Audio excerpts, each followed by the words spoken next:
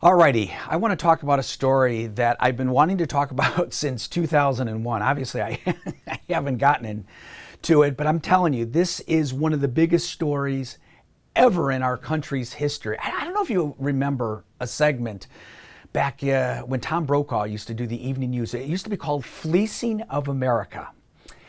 This is the greatest fleecing of America story in our history. At least one of the top five, if nothing more. And it affects all of us. I think it's going to affect our country in the long run. I think this is actually part of what will bring this country down if we don't wake up. Okay, I want to take you back to September 10th, 2001. September 10th, the day before 9/11. Donald Rumsfeld comes to the podium and says this. Our financial systems are decades old. According to some estimates, we cannot track $2.3 trillion in transactions. We cannot share information from floor to floor in this building because it's stored on dozens of different technological systems that are inaccessible or incompatible.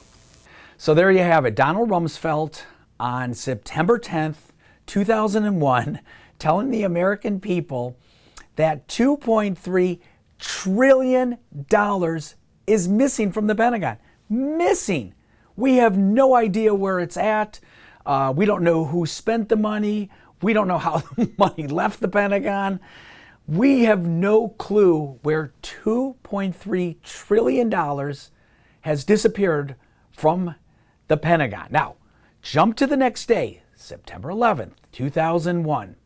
What happens? Well, we all know the tragic story that happened. One of the planes hits the Pentagon and hits the Pentagon in a place where many of these records are kept.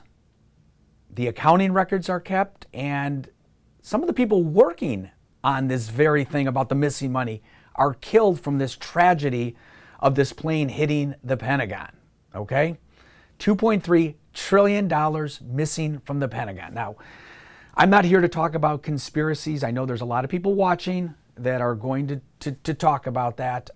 For me to have any credibility towards a conspiracy, there has to be evidence. Now, is it a coincidence? I have no idea. Was Donald Rumsfeld and George Bush somehow covering up? We have no evidence of that whatsoever. Is it weird that the very next day after he announces $2.3 trillion is missing from the Pentagon, and then this happens? Is it weird? Yeah, it's odd, but that doesn't mean it's connected. We have no idea where this money went to. It could have disappeared during other administrations, the Clinton administration, and other previous administrations before the Bush administration. So you don't get to connect those dots until there's evidence. But there is so many levels to this story that everyone watching should be pissed off at, that $2.3 trillion is missing essentially from the American people, because that's who funds the Pentagon. So think about that. I think it's like something like $8,000 for every American that that money could have been used for if so needed. But that's not even the point. The point is why is nobody looking into this? You can go Google, go ahead, type in $2.3 trillion missing from Pentagon. You'll find a few stories over the years, but very little investigative work, very little effort made into this story.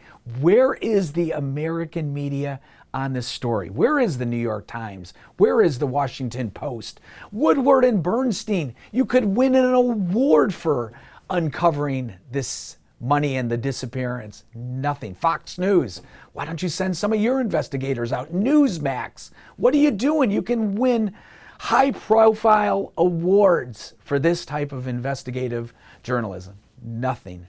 Everyone does nothing. And you know why? Because the American media, this is the one thing I always say, is lazy.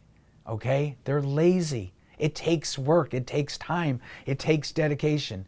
Few journalists are given this opportunity to do this anymore in the American media landscape. So $2.3 trillion is missing. I know there's going to be some people out there that are going to say, who cares? It's just money, whatever, we'll print more. Well, if that's the case, then, Andrew Yang is correct. Then if the money doesn't matter, then you can give $1,000 to every American each month so they have money to live on if the money doesn't matter, right? Right? Or we don't have to pay taxes because you can just print money and pay for the taxes that way, okay?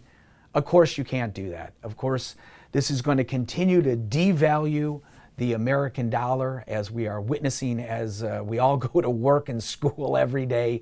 This is the type of thing that is going to bring this country down. This is a fact, okay? You can't continue to spend more money than you have. And this Pentagon missing money is the perfect example of just insanity in this country, that we don't demand that these officials tell us what happened, where is it, how was it spent? Is it spent on covert operations? Are people pocketing it? Is it given to people? What happened to it? Or is it just crappy accounting records? I mean, it just makes no sense. But this is money that is much needed in this country. We're sitting here arguing about infrastructure, health care for our people every day. There are so many areas of this country that need the money, and yet we're arguing, oh, that's going to cost $45 million. We can't spend that. There's $2.3 trillion missing. It is a fleecing of America, as I started off this, as Tom Brokaw would say. It is terrible. We should all be angry. You know, I was thinking about this.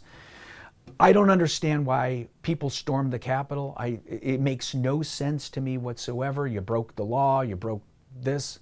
I will tell you what, if the folks that did the insurrection had done it over a reason like this, it's not that I would necessarily agree, but I would understand. You had enough. The American government does not get to spend our money just willy-nilly on whatever it wants. It doesn't have to account for it. But of course, that's not what happened at the Capitol. But anyways, I think this is an important story. Go to Google, type it in, $2.3 trillion. Start asking questions about it. Where is that money? Demand it.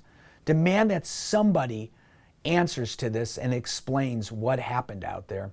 Don't forget to subscribe to the ROACH Show. We always appreciate everyone joining us. That's how we keep going, and I hope you have a great day. No more Roach on Florida TV.